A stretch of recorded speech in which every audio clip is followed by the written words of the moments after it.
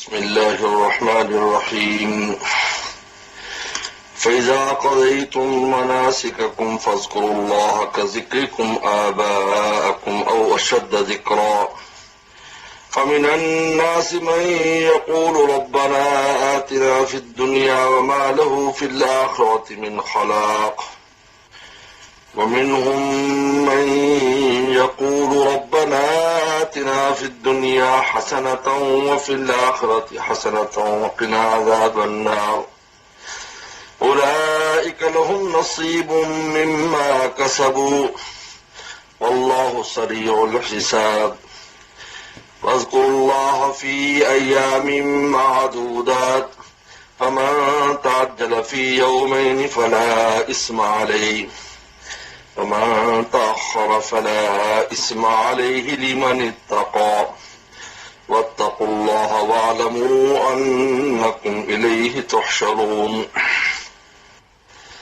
ومن الناس من يعجبك قوله في الحياة الدنيا ويشهد الله على ما في قلبه وهو ألد الخصام وإذا تولى سعى في الأرض ليفسد فيها ويهلك الحرث والنسل والله لا يحب الفساد وإذا قيل له اتق الله أخذته العزة بالإثم فحسبه جهنم ولبئس المهاد ومن الناس من يشري نفسه ابتغاء مرضات الله والله رؤوف بالعباد يا أيها الذين آمنوا ادخلوا في السلم كافة ولا تتبعوا خطوات الشيطان إنه لكم عدو مبين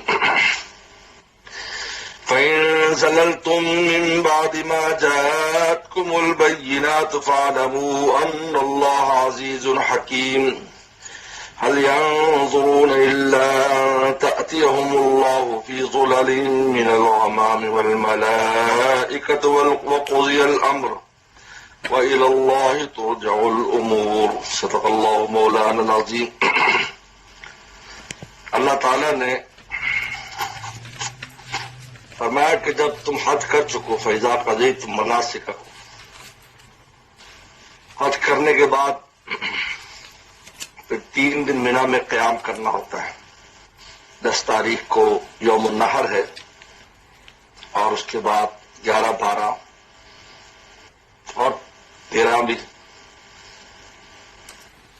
تو ان دنوں میں اس زمانے میں عرب لوگ مجلسیں لگاتے تھے جس میں اپنے آباء و اجداد کا تذکرہ کرتے تھے. میرا باپ ایسا تھا، کہتا میرا باپ، میرا دادا، میرا چاچا، میرا ماما. تو اللہ تعالیٰ نے فرمایا کہ یہ کوئی یاد کرنے کی چیز نہیں ہے. باپ دادوں کو یاد تو اللہ تعالیٰ کو کرو. لہذا مینا کے اس قیام میں اللہ کو یاد کرو. یہ بہت مبارک وقت ہے، مبارک جگہ ہے، مبارک ایام ہے. مینا کی وادی بڑی. مینا کا نام ہی کیا ہے؟ مینا کو مینا کیوں کہتے ہیں؟ یہ تمنا سے ہے، جہاں لوگوں کی تمنائیں پوری ہوتی ہیں. جہاں رسول اللہ صلی اللہ علیہ وسلم نے قیام فرمایا، جہاں انبیاء السلام نے قیام فرمایا، آدم السلام، ابراہیم السلام نے. یہاں باپ دادا کا ذکر کرنا، میرا باپ ایسا تھا، اس نے یہ کام کیا، دادے نے یہ کام کیا. یہاں اللہ تعالیٰ کو یاد کرو. تو زمانہ جاہلیت کا جو رواج تھا اس کو ختم کیا اللہ تعالیٰ. اس لیے فرمایا کہ فیضا قضیتم مناسککم، جب تم اپنے مناسک کے حج سے فارغ ہو جاؤ فاذکروا اللہ، اب یہاں مینا میں اللہ کو یاد کرو. چنانچہ بڑے اہم ایام ہوتے ہیں جس میں حاجی کو چاہیے کہ وہ اپنا قیام مینا میں رکھے اور بڑی ضرورت کے تحت صرف طواف زیارت کے لیے جائے اور صحیح کے لیے جائے. جو بڑا طواف ہے پھر فوراً واپس آ جائے. اس سے باہر وقت نہیں گزارنا چاہیے مینا سے باہر. تو یہ ایام ہر شے کا جو زمانہ اور زمین جو ہے وہ خاص وقت میں اس کی قیمت ہوتی ہے. مینا تو اب بھی موجود ہے، لیکن ان دنوں میں 10 ذی الحجہ کو، 11، 12، 13 کو جو اس کی قیمت، اس وقت وہاں اللہ کی جو قیمت ہے وہ دوبارہ 1 سال سے پہلے آنے والی نہیں ہے. فذکروا اللہ کو یاد کرو، کا ذکرکم آباءکم، جس طرح اپنے ماں باپ کا تذکرہ کرتے تھے وہ اللہ کو یاد کرو، اور شدہ ذکر، بلکہ اللہ تعالیٰ سے بڑھ کر اللہ ماں باپ سے بڑھ کر اللہ تعالیٰ کو یاد کرو۔ اس کے بعد ایک عجیب تقسیم فرمائی کہ وہاں بھی جانے والے، اتنی مبارک جگہوں پر جانے والے ہی دو قسم کے لوگ ہیں۔ ایک وہ ہے کہ ان مبارک ایام مبارک جگہوں پر بھی دنیا مانگتے ہیں، ہمیں دنیا، بس ہر دنیا ہی مانگے، دنیاوی ترقی ہو، میں دنیاوی یہ ہو جائے، دنیاوی مل جائے، آخرت کے بارے میں کوئی فکر نہیں، بس دنیا مانگتے ہیں۔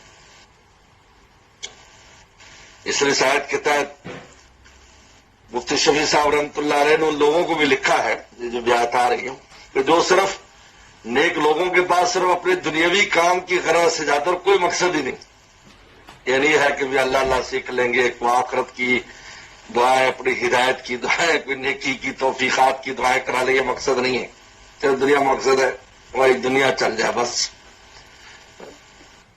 فرمایا کہ اللہ تعالیٰ نے ان کی مذمت فرمائی، فَمِنَ النَّاسِ مَن يَقُولُ، لوگوں میں کچھ لوگ وہ ہیں ربنا آتنا فی الدنیا، اللہ دنیا دے دے بس۔ اللہ فرماتے ہیں وَمَا لَهُ فِي الْآخِرَةِ مِنْ خَلَاقٍ، آخرت میں ان کا کوئی حصہ نہیں، اندازہ کیجیے۔ اس لیے ان مبارک جگہوں پر پہلے آخرت کی بات کرنی چاہیے، اللہ ہمیں دنیا بھی لیکن آخرت چاہیے، آخرت کے ساتھ دنیا پھر خوبصورت ہے، اگر آخرت ساتھ نہیں ہے تو پھر کچھ بھی نہیں ہے، اس کی کوئی مٹی بھی اس کی حیثیت نہیں ہے۔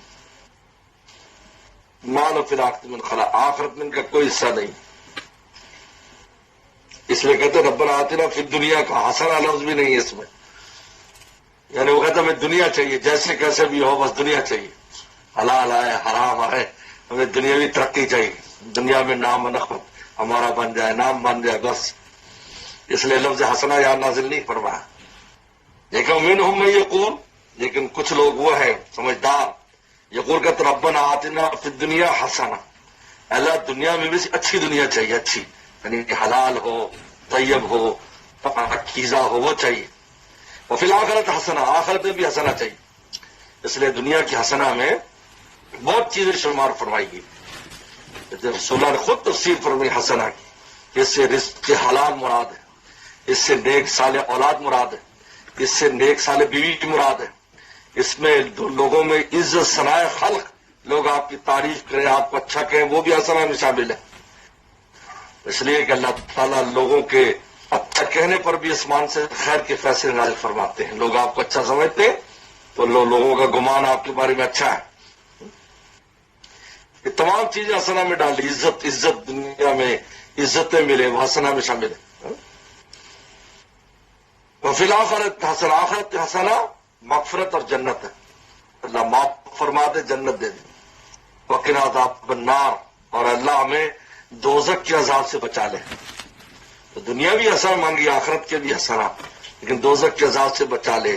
اولئک لہم نصیب مما کسب، اللہ فرماتے ہیں ان کے لیے حصہ ہے ان کے کسب میں سے، جو وہ دنیا میں خیر کے کام کر رہے ہیں ان کا حصہ آخرت میں بھی ان کو ملے گا، دنیا بھی ملے گی، اللہ سریع الحساب، اور اللہ بہت جلد حساب لینے والے ہیں۔ دیکھیے اس لیے دنیا مانگنا یا دنیا سے دور رہنا یہ کوئی مطلوب نہیں ہے، وہ تو مانگنے کا حکم ہے، مانگو اللہ سے، لیکن حسنہ مانگو، رزق حلال مانگو، اور اس کے ساتھ آخرت بھی مانگو، یہ صرف دنیا نے آخرت بھی مانگو، ہر طرح کی دنیا نہیں چاہیے، دنیا میں حسنہ چاہیے، اچھی والی چاہیے، دنیا میں اچھی دنیا چاہیے، اور آخرت میں بھی حسنہ چاہیے، اس لیے کہ جو مسلمان اللہ باللہ اللہ معاف فرمائے جہنم میں ڈال کر پھر اس کو جنت میں بھیج دیا جائے گا تو جنت تو اس کو مل جائے گی، لیکن حسنہ شروع سے مغفرت کر کے جنت بھیج دے،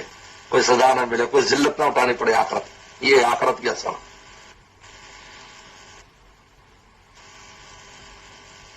اس کے بعد اللہ تعالیٰ فرماتے ہیں کہ جو یوم النحر ہے یعنی 10 تاریخ، اس کے بعد 2 دن رہنے کا بھی اختیار ہے، 3 دن بھی، یعنی اس کے بعد 2 دن قیام کریں مینا میں یا 3 دن قیام کریں۔ تو زمانہ جاہلیت میں کچھ لوگ 2 دن کرتے تھے، تیسرے دن قیام کو گناہ سمجھتے، بعض لوگ جو وہ 3 دن کرتے اور 2 دن میں جانے کو گناہ سمجھتے، اللہ تعالیٰ نے فرمایا کہ نہ 2 دن میں جانا گناہ ہے نہ 3 دن ٹھہرنا گناہ ہے، لیکن افضل یہ ہے کہ 3 دن اور ٹھہرے۔ یوم النحر کی اس کو ایام تشریق کہا جاتا ہے، ایام تشریق۔ 9 کے علاوہ 10 کے علاوہ 10 تو یوم النحر ہے جس دن قربانی کی جاتی ہے، اور اس دن ایک ہی جو نا وہ جمرہ عقبہ جو بڑا جو نا وہ جمرہ ہے جس پر کنکریاں ماری جاتی ہیں، جو بڑا شیطان ایک پر ماری جاتی ہے، لیکن تینوں کو 11، 12 اور 13 تاریخ کو کنکریاں ماری جاتی ہیں۔ فرمایا کہ وَاذْكُرُ اللَّهَ فِي أَيَّامٍ مَّعْدُودَاتٍ، یاد کرو اللہ کو ان گنے چنے دنوں میں، یعنی یاد کرو، یعنی تکبیرات کہتے رہو، اللہ اکبر اللہ اکبر۔ سب سے ان دنوں میں سب سے اونچا ذکر ہی تکبیر ہے، اور حج سے پہلے سب سے اونچا ذکر تلبیہ ہے۔ جب تک اور تلبیہ اس وقت تک ہوتا ہے جب ربیع جمار، جو ہی پہلے کنکری ماری 10 تاریخ کو تو تلبیہ ختم ہو گیا، اب اللہ اکبر بس یہ تکبیرات۔ ومن تعجل فی یومین فلا اثم علیہ، جو 2 دن میں پہلے چلا جائے اس پر کوئی گناہ نہیں، لہذا 12 تاریخ کو مغرب سے پہلے مینا سے چلا جائے۔ اگر وہ رہ جائے پھر اس کے لیے یہ ہے کہ وہ اگلے دن کی کنکریاں مار کر جائے، اور اگر فجر ہو جائے پھر تو واجب ہو جاتی ہے، نہیں کرے گا تو دم دینا ہوگا۔ ومن تاخر، اور جو مؤخر کر دے یعنی 2 دن کے بعد مزید تیسرے دن بھی رہے یعنی 13 تاریخ کو، فلا اس پر بھی کوئی گناہ نہیں۔ یعنی یہ کوئی گناہ نہیں اس لیے کہا کہ وہ لوگ گناہ سمجھتے تھے، بعض 3 دن رکنا گناہ سمجھتے تھے 10 تاریخ کے بعد، بعض 2 دن میں جانا گناہ سمجھ، فرمایا تو دونوں میں کوئی گناہ، یہ بھی یہ، لیکن افضل یہ ہے کہ 3 دن ہے۔ لمن اتقى، فرمایا کہ یہ کن کے لیے ہے؟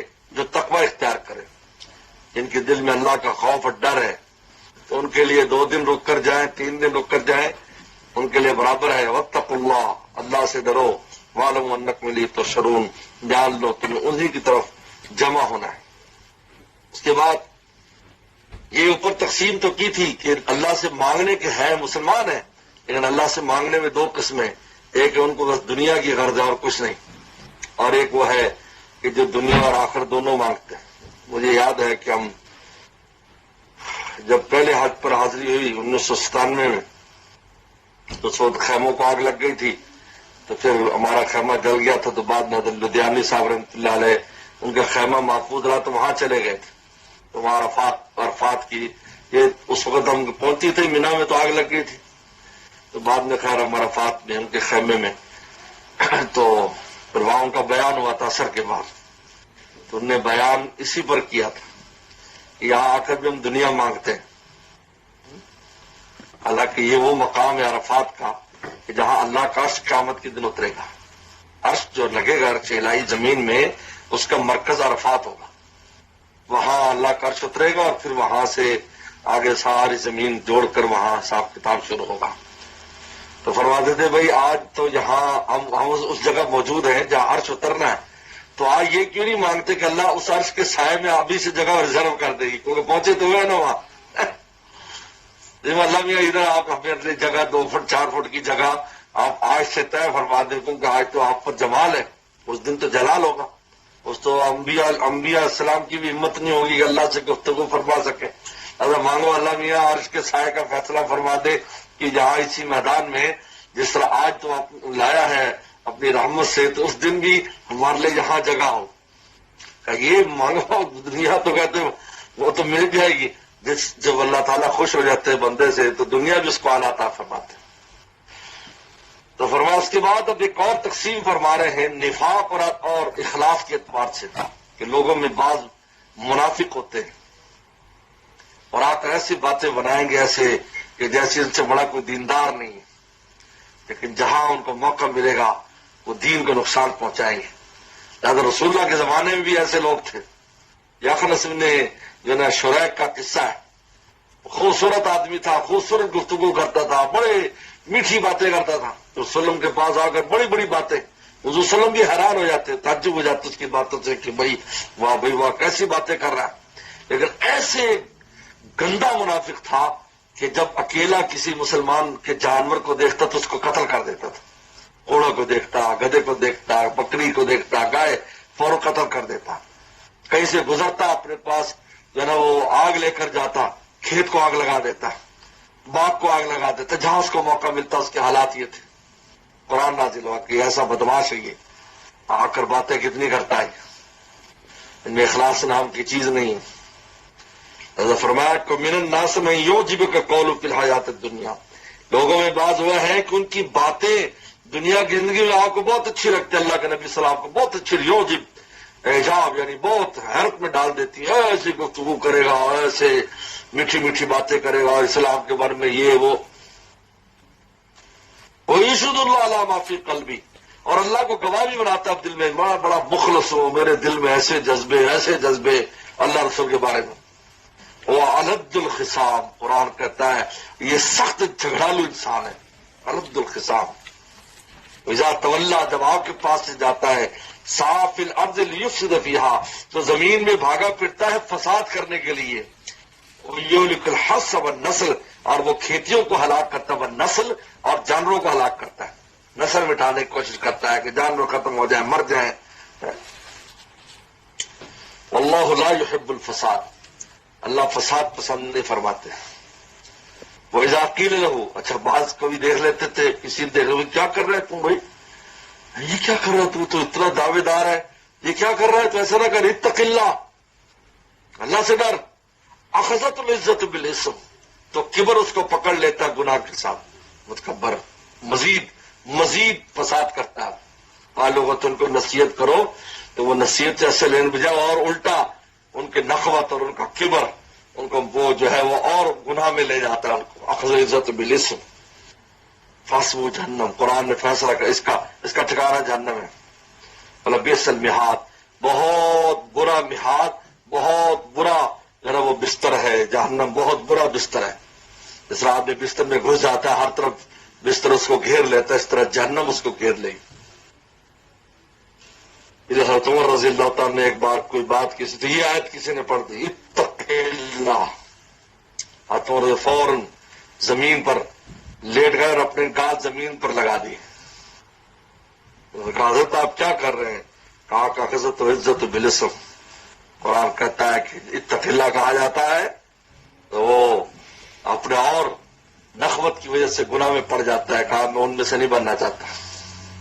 ہر رشید کے بارے میں، زمان بادشاہ کتنے اچھے تھے، ہر رشید کے بارے میں آتا ہے کہ یہودی دربار میں کئی بار درخواست لے کے آیا، وہ آگے نہیں جانے دیتے تھے اس کو، تو ویسے بادشاہ نکلا تو اس نے کہا اتق اللہ، کہتے ہیں ہر رشید زمین پر اترا اور سجدے میں گر پڑا اور پھر کہا یہودی کا کام کرو گے۔ تو بعد میں اس کے خاص مشیر نے کہا کہ حضرت یہ کہا کہ بادشاہ سلامت اس کی یہودی کے لیے آپ گھوڑے سے اترے ہو، کہا کہ اس کے لیے نہیں اترا۔ سر جب اتق اللہ کہا تو یہ آیت میرے سامنے آ گئی، اخذت العزت بالاسم، کہ اس کو نخوت نے پکڑ لیا گناہ کے ساتھ، اور اللہ نے کہا حسبہ جہنم، جہنم کا فیصلہ، میں اس میں سے بننا نہیں چاہتا تھا لیکن اللہ کے سامنے اللہ نے یہ اس نے کہا ہے اس کا کام میں کروں گا، اور میں اس کی وجہ سے نہیں، میں اس آیت کی وجہ سے، پڑھ لکھے ہوتے تھے، علم رکھتے تھے۔ اس لیے انسان کو اگر کبھی کوئی ایسا حرکت بات ہو جائے اور کہا کہ بھائی کیا کر رہے ہو، اللہ سے ڈرو، فوراً انسان کو اور فکر کرنا چاہیے، آگے بڑھنے بجائے رک جائے، غلط کہنے والے نے غلط ہی کہا لیکن ایک وقت بریک لگا لے تھوڑی، کیونکہ قرآن کا اتق اللہ اخذت العزت بالاسم، تو منافق کو عزت یا عزت سے مراد کبر ہے، کبر نخوت بڑائی پکڑ لیتی ہے آ کر کے، تو یہ کرتا ہے مزید، اور جو ہے وہ برائی میں شروع ہو جاتا ہے۔ اس کے بعد یہ انسان تھا کہ دیکھنے میں اتنی خوبصورت باتیں کرتا ہے اور اس کے اخلاق یہ، اور دوسری طرف وہ ایمان والے حضرت صہیب رومی رحمت اللہ رضی اللہ تعالیٰ ہجرت کرنے لگے، کافروں نے گھیر لیا، نہیں جانے دیں گے تجھے، ہم مار پیٹ تو کرتے ہی تھے، تمہیں نہیں جانے دیں گے، مدینہ نہیں جانے دیں گے، ہجرت کر کے رسول اللہ کے پیچھے۔ تو نے کہا یہ میرا مال و اسباب لے لو۔ وہ چونکہ کاریگر آدمی تھے، صہیب رومی حداد تھے، لوہار تھے، بڑے کاریگر ماہر تھے، تو ان کے پاس مال و اسباب بھی اچھا خاصا تھا۔ پورا مکہ والے ان سے کام لیتے تھے، اور اپنی کوئی تلوار بنا رہا ہے، کچھ بنا رہا ہے، انہوں نے کہا سارا میرا اسباب لے لو لیکن مجھے رسول اللہ کے پاس جانے دو۔ انہوں نے کہا ٹھیک ہے، آپس میں ان سب نے تقسیم کر لیا مال ان کا، اور وہ بالکل 2 تن کے 2 کپڑوں میں اندر گئے اور وہاں پر پہنچے تو پیغمبر صلی اللہ علیہ وسلم نے ان کا استقبال کیا. آپ ان کو ملے اور کہا کہ کیا ہوا، تو سارا قصہ سنایا. کہا کہ تیرے بارے میں قرآن پہلے نازل ہو چکا ہے، وَمِنَ النَّاسِ مَن يَشْرِي نَفْسَهُ ابْتِغَاءَ مَرْضَاتِ اللَّهِ، اور لوگوں میں وہ ہے جو اپنی جان کو خرید لیتا ہے اللہ کی مرضیات حاصل کرنے کے لیے. جان خرید لیتا ہے، کیونکہ وہ جانے نہیں دے رہے تھے نا کہ نہیں جانے دیں گے. انہیں کہا یار لے لو میری جان چھوڑ دو، یعنی اپنی جان ان سے خرید لی. ان کو پیسے جو اپنا مال و اسباب دے کر کفار مکہ کو کس کے لیے؟ ابتغاء مرضات اللہ. کیوں جان خریدی؟ تاکہ اللہ کی مرضی حاصل کر سکے، ہجرت کر سکے. اللہ رؤوف بالعباد، اللہ تعالیٰ بہت مہربان ہے اپنے بندوں کے ساتھ. اس کے بعد اللہ تعالیٰ ارشاد فرماتے ہیں، اور یہ آج کل بھی یہ ایک مرض چلا ہوا ہے کہ اللہ معاف فرمائے، کیونکہ یہ سوشل میڈیا کا زمانہ ہے، معلومات ادھر ادھر سے لیتے رہتے ہیں. اس زمانے میں بھی کچھ لوگ جو مسلمان ہو گئے، وہ عیسائی تھے، یہودی تھے، مسلمان ہو گئے. اب چونکہ جب وہ یہودی تھے یا عیسائی تھے تو بعض دنوں کی تعظیم کرتے تھے، جیسے جب وہ یہودی ہفتے والے دن کی تعظیم کرتے تھے، اور جو نصارہ ہیں وہ اتوارے والے دن کی تعظیم کرتے تھے. یا یہودی لوگ اونٹ کا گوشت استعمال نہیں کرتے تھے، اونٹ کا دودھ استعمال نہیں کرتے تھے، یا اور ایسی بہت سی چیزیں جو یہودیت میں منع تھی.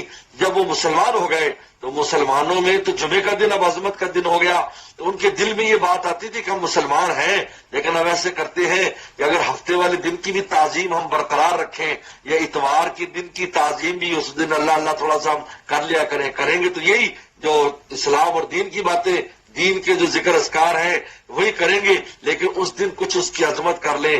یا یہ ہے کہ ہم اونٹ کا دودھ نہ پیے، حلال تو سمجھیں، لیکن ہم نہ پیے اونٹ کا دودھ جیسے ہم پہلے نہیں پیتے تھے. تو اس پر قرآن نازل ہوا، انہوں نے کہا کہ یہ 2 رنگی نہیں چلے گی، ایک کام کرنا ہوگا، اسلام میں پورے داخل ہو جاؤ. اب کچھ نہیں، سب منسوخ ہو چکے، سب ادیان، اب کوئی چیز نہیں رہ گئی. اب ہفتے کی کوئی تعظیم نہیں رہ گئی، اتوار کی کوئی تعظیم نہیں رہ گئی. اب اونٹ کے گوشت اور اس کے دودھ کی حرمت نہیں رہے گی، حلال ہے سب. آج بھی یہ ہو رہا ہے کہ ہندوؤں کی چیزیں، ہندوؤں کی وہ گائے، جب وہ گائے نہیں تو ان کو کیوں ہم گائے ذبح کریں جی؟ مسلمان کہتے ہیں وہ گائے کو اگر محترم سمجھتے ہیں تو ہمیں بھی نہیں ذبح کرنی چاہیے. مسلمان تلقین کرتے نظر آتے ہیں. یہ کیا ہے؟ وہ یہود اور نصارہ کا دین تو پھر بھی آسمان سے اترا ہے. وہاں اگر کوئی چیز حرام تھی تو وہ اللہ نے کی تھی، اب ان کو حلال اسلام میں اللہ نے کر دیا. وہاں اس کی اجازت نہیں ہے کہ اس حرمت تو آپ کے دل میں آئے، ذرا احترام تمہارے دل میں آیا کہ بھئی نہیں اب بس ہم انہی طرح کریں گے جیسے پہلے تھا، چاہے جماعت اسلام کی بات کرتے رہو، قرآن نے اجازت نہیں دی. تو ہندو یا دوسری چیزیں، یہ سکھوں کی فلاں چیز ایسی ہے، چھوڑ دیں، ہمیں نہیں کرنی چاہیے تاکہ ان کی دل آزاری نہ ہو. استغفر اللہ. قرآن نے چڑھ کاٹ دی، یا ایمان والو ادخلوا فی السلم کافہ، اسلام میں پورے داخل ہو جاؤ. یہ نہیں ہے عادت اترادہ بٹیر، دو رنگی چھوڑ کر یا کنگ ہو جا، سراسر موم یا سنگ ہو جا، یا موم بن جا، یا یہ نہیں کہ آدھا موم آدھا سنگ. بلا تتبعوا خطوات شیطان، شیطان کی خطوات کی پیروی مت کرو، یہ شیطانی چکر ہے. اوپر کا مسلمان سب ہے، بس تھوڑا سا اگلی کی رعایت میں کر رہے ہیں، ایسی کوئی رعایت نہیں چلے گی. انہ لکم عدو مبین، وہ تمہارا کھلا دشمن ہے. فإن زللتم من بعد ما جاءتكم البينات، اگر تم اب بھی پھسل گئے، زللتم اگر پھسل گئے، من بعد ما جاءتكم البينات جبکہ تمہارے پاس واضح نشانیاں آیات آ چکی ہیں، فاعلموا ان اللہ عزیز حکیم، اللہ زبردست حکمت والے، پکڑنے پر قادر ہے تمہیں. هل ينظرون، کیا وہ انتظار کرتے ہیں، الا یاتم اللہ فی ظلل الغمام، کہ اللہ تعالیٰ آئے بادلوں کے سائے میں اترے. یعنی تم اس وقت کا انتظار کرتے ہو کہ جب اللہ زمین پر حساب کتاب کے لیے اپنا عرش اتار دے. ظلم الغمام والملائکہ، فرشتے بھی، قضی الامر، اور فیصلے کر دیے جائیں. وَإِلَّهِ تُرْجَعُ الْأُمُورُ، اللہ کی طرف سارے کام لوٹتے ہیں. لہذا اسلام کے مسئلے میں کسی کی رعایت کی ضرورت نہیں. یاد رکھو، جو منسوخ ہو گیا دیان، اب پڑھ کر یعنی وہ چیزیں پڑھ لیتے بھی تورات میں یہ ہے، انجیل میں یہ ہے، سخت منع فرمایا. پیغمبر صلی اللہ علیہ وسلم نے حضرت عمر رضی اللہ عنہ نے فرمایا، ایک دفعہ تورات کی کوئی بات کی تو رسول اللہ صلی اللہ علیہ وسلم کا چہرہ سرخ ہو گیا غصے سے. پھر میرے ہوتے ہوئے تورات کے ذکر ہو رہا ہے، کیا ہے یہ؟ کیا ضرورت ہے؟ قرآن مجید میں کیا نہیں ہے؟ اب تمہارے ابھی ہدایت کی کتاب قرآن ہے، اب تورات نہیں، انجیل نہیں ہے. یہ ایک عجیب مرض ہے زمانے میں کہ چلو تورات بھی پرانی کتاب تھی، اس میں دیکھیں اس میں کون سی اچھی باتیں، دیکھیں جی انجیل میں کون سی اچھی باتیں. اس کی کیا ضرورت ہے بھائی؟ ہاں وہ لوگ جن کو مناظرہ کرنا ہوتا ہے، تحقیقات کرنی ہوتی ہے، اہل علم ہے، ان کی بات الگ ہے. لیکن عام آدمی کو دیکھنا ہے بھی چلو وہاں سے بھی کچھ اچھی باتیں لے لے، کچھ وہاں سے اچھی باتیں لے لے. قرآن حدیث بہت کافی ہے. اللہ تعالیٰ نے سمندر ہے پورا، آپ پوری زندگیاں گزر جاتی ہے، قرآن حدیث کے سمندر کو پار نہیں کر سکتا انسان. ایک چھوٹا سا قطرہ پیتا ہے، بڑے سے بڑا عالم جو ہے وہ تھوڑا سا قطرہ ہی پیتا ہے پوری زندگی، پیتے پیتے بھی ایک قطرہ بھی پورا نہیں ہوتا اس کا، اور دنیا سے چلا جاتا ہے.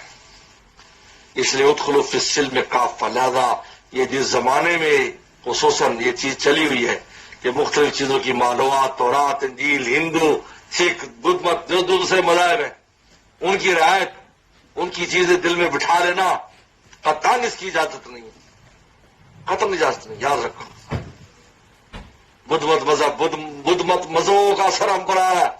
یہ وہ کہتے جی کسی جاندار کو ذبح نہ کرو، مارو نہیں، زیادہ ان کیا سبزی کھاتے کہ جاندار اس کی جان نکالنی پڑے گی. تو کتنے مسلمان اس پر بھی جو ہے وہ کہہ دیتے ہیں ہاں جی ہاں واقعی جانوں کو تکلیف تو ہوتی ہے، یہ ہے وہ ہے، اس قسم کی باتیں کرتے ہیں. استغفر اللہ. اللہ فرمایا ہم نے بنایا ہے تمہارے لیے، تمہارے لیے یہ سارا کچھ پیدا تمہارے لیے کیا ہے، اور اس کے ذبح کرنے کا طریقہ بتایا. پیغمبر اسلام نے جب ذبح کیا اور اس کو استعمال کیا، میں اور آپ ہمدردیاں کرنے والے کہاں سے آ گئے؟ لہذا یہ ادخلوا فی السلم کافہ، اسلام میں پورے داخل ہو جاؤ. ولا تتبعوا خطوات الشیطان، شیطان کی پیروی مت کرو. صدق اللہ مولانا. بس کرو.